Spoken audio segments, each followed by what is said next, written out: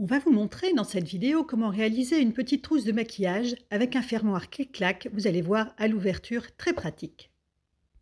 Pour la réaliser, il vous faut une de nos bordures de velours de 14 cm par 1 mètre, un coupon de coton pour la doublure, du molleton thermocollant et également un fermoir clic-clac de 19 cm. Commencez par thermocoller le molleton sur l'envers de votre doublure, petit point de colle évidemment sur l'envers du tissu, et puis vous pressez le fer côté coton, pas côté molleton bien sûr. Coupez ensuite les deux côtés de la pochette et le fond dans la bordure de velours. Il vous reste une petite chute. Reportez et découpez ces 3 morceaux sur la partie de doublure que vous avez molletonnée. Découpez dans le reste du coton les bandes pour les coulisses. Dans les chutes de velours et de coton, coupez également 4 rectangles pour les pattes.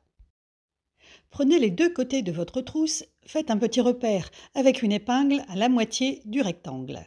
Attention, les petits repères imprimés ne servent absolument pas à ça, ce sont juste nos repères de coupe. Ces repères sont importants, ils vont vous aider lors du montage. Faites la même chose avec la doublure. Marquez également le milieu des pièces qui font le fond de la pochette. On peut maintenant passer au montage. Superposez les deux faces en velours, endroit contre endroit, et piquez à 8 mm des bords de chaque côté. Faites la même chose avec les deux autres faces en doublure. Vous allez maintenant pouvoir assembler les côtés avec le fond de la pochette. C'est là où les épingles vont être utiles. Il vous est en effet facile d'aligner la couture avec le milieu du fond et les milieux de la bande avec le milieu des grands côtés du fond. Vous pouvez donc piquer maintenant tout le tour à 8 mm du bord. On vous montre une astuce pour gérer les coins. Quand vous arrivez près de l'angle, il est plus facile d'utiliser un outil pour superposer les deux parties du tissu. Arrêtez-vous à 2 cm de l'angle et faites un cran, un tout petit cran de 5 mm, ça suffit, juste dans le pli du tissu. Continuez votre piqûre. Laissez l'aiguille enfoncer et retournez de manière à avoir le tissu vers vous. Continuez ensuite votre piqûre. Cette astuce permet d'avoir des angles impeccables. Voilà, ça commence à ressembler à quelque chose, non? Faites la même chose avec la doublure, mais pensez à laisser une ouverture pour retourner par la suite.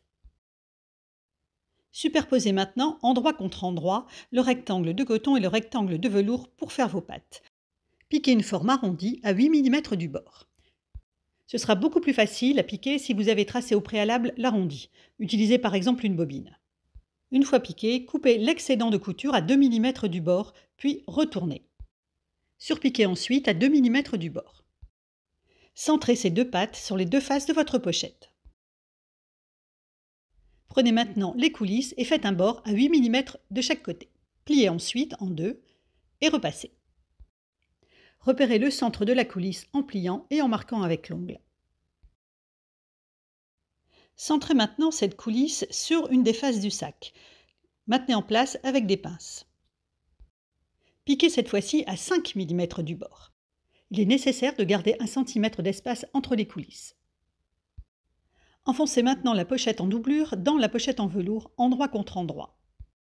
Faites coïncider les coutures et les repères et piquez ensuite à 8 mm du bord tout autour.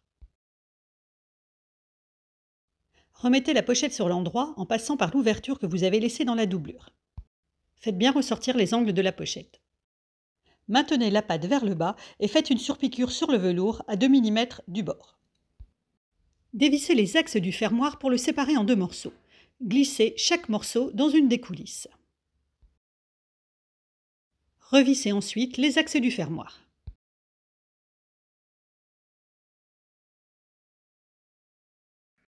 N'hésitez pas à glisser un morceau de Geffitex dans le fond de ce petit sac. C'est facultatif, mais ça donne une jolie finition et ça apporte un peu plus de stabilité à la pochette.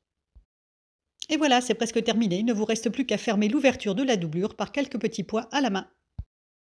Si vous voulez en faire une trousse de toilette, vous pouvez aussi remplacer le fond par un fond en vinyle. Finalement, vous voyez, ce genre de petite trousse, c'est plus facile qu'on ne pense. Bonne couture!